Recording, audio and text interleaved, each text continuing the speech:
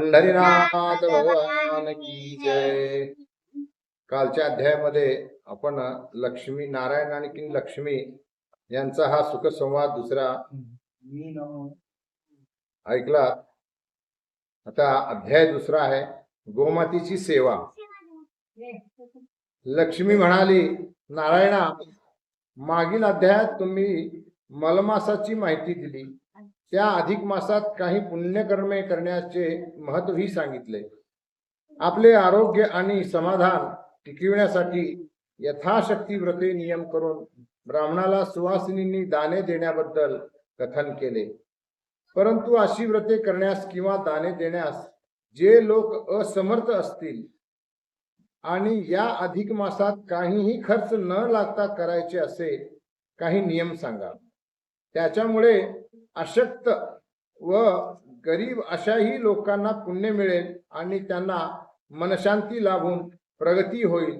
भगवान म्हणाले, अशा दरिद्री, अशक्त आणि असमर्थ लोकांनी अधिक मासात दररोज पहाटेच लवकर उठून शक्यतर थंड पाण्याने नित्य नियमाने स्नान करावे, देवदर्शन, नामस्मरण आणि गोमातेला वंदन करावे.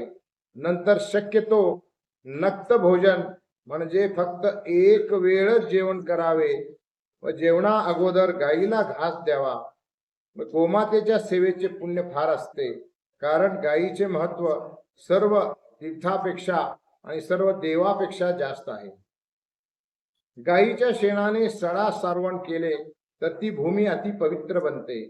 तेथील वातावरण शुद्ध होऊन त्या घरी सुखशांती आणि समृद्धी नांदते. गायीचे दूध हे मातेच्या दुधाप्रमाणे पूर्ण अन्न आहे. गायीच्या अंगात सर्व देवांचा निवास असतो. गायीचे मूत्र, शेण, दूध, दही, तूप या पंचगव्य प्राशनाने सर्व रोग निवारण होते. तन्मनाने शुद्धता होते.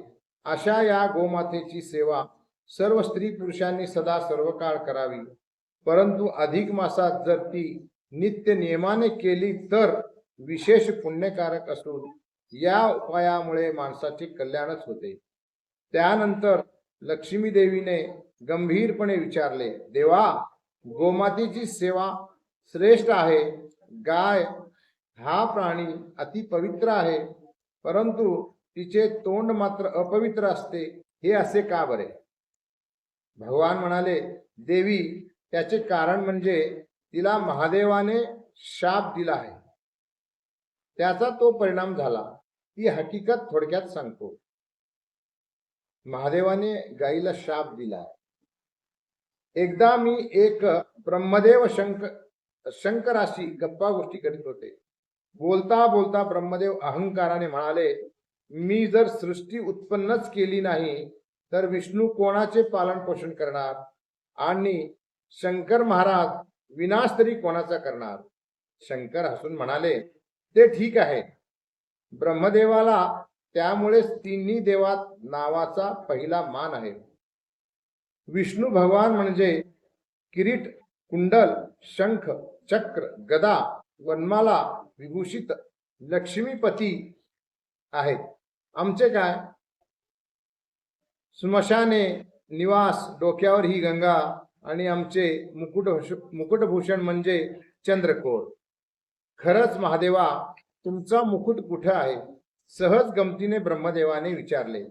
तेव्हा शंकर म्हणाले, खरंच की, गंगावतरणाच्या वेळी आमचा मुकुट आम्ही जो काढून टाकला तो कुठे आहे याचा आम्हाला अजूनपर्यंत ठाव ठिकाणा नाही.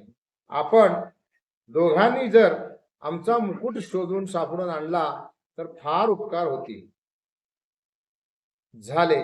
शंभूदेवानी त्यांचा मुकुट शोधण्याची कामगिरी आम्हा दोघांवर सोपविली. आम्ही त्या कामगिरीवर गेलो. लक्ष्मी मग मी अतळ वितळ सुतळ सप्तपाताळ हिंडलो तरी शंभूदेवाचा मुकुट मला दिसला नाही. मी थकलो, परत आलो. शंभूदेवाच्या चरणी मी माझे अज्ञातता सांगितले. त्यांनी माझा सन्मान केला आणि स्वतः त्यांच्या शेजारी बसून शांत होण्यास सांगितले. तिकडे ब्रह्मदेवानी 21 स्वर्ग धुंडाळले आणि आम्ही जेथे बसलो होतो तेथे ते ऐटीत येऊन बसले. सापडला, शंभूचा मुकुट सापडला. खरेच मी काय? महादेव मोठ्या आश्चर्याने म्हणाले. त्यावर ब्रह्मदेव म्हणाले, म्हणजे मी काय खोटे सांगतो? पाहिजे तर ही पहा, गाय आणि केतकी साक्षीला आहेत. महादेवा, तुमचा मुकुट तो त्या तिकडे पलीकडे. थांबा थांबा, तुम्हाला माझा मुकुट खरेच दिसला काय हो गोमाता? तुम्ही पाहिला आहे का तो मुकुट माझा? महादेवानी असे विचारताच बिचारी गाय मान हलवली, म्हणाली, हंबा हंबा. खोटारडे, हंबा हंबा करून मान हलवतेस, खोटी साक्ष देतेस. माझ्या डोक्यावर प्रथम पासूनच मुकुट नाही. जे नाही ते तुम्ही पाहिले म्हणून सांगता, खोटे बोलता. याचा परिणाम म्हणजे ज्या तोंडाने या गायीने खोटी साक्ष दिली ते तिचे तोंड अपवित्र होईल. ती आपल्या तोंडाने घाण खाईल.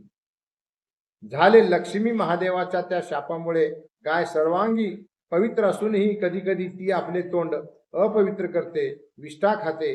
तुझ्या शंकेचे निरसन आता झाले ना? होय महाराज. या अधिक मासाचे महत्व आणि या महिन्यात करायची व्रते, दाने, नियम या संबंधी मला आपण जी थोडी माहिती दिला ती मला खूप आवडली. तसेच अशक्त, दरिद्र आणि सामान्य माणसानेही या महिन्यात जी काय साधी बिनखर्ची व्रते करावी, दररोजचे साधे नियम पाळून पुण्यकर्म करावे तेही समजले. देव, ब्राह्मण, संत, सज्जन याचा मान राखून गाय आणि तुळशीचे पूजन नित्य नेमाने करावे हेही पटले. विष्णू म्हणाले, आता यापुढील अध्यायात श्रीमंत माणसांनी गायीची सेवा करावी आणि शक्य तितक्या गायी ब्राह्मणांना दान द्याव्यात याबद्दलची माहिती आणि एक कथाही मी तुला सांगणार आहे. ती तू शांतपणे ऐक. गोपाल कृष्ण भगवान की जय. वासुदेव हरी, पांडुरंग हरी.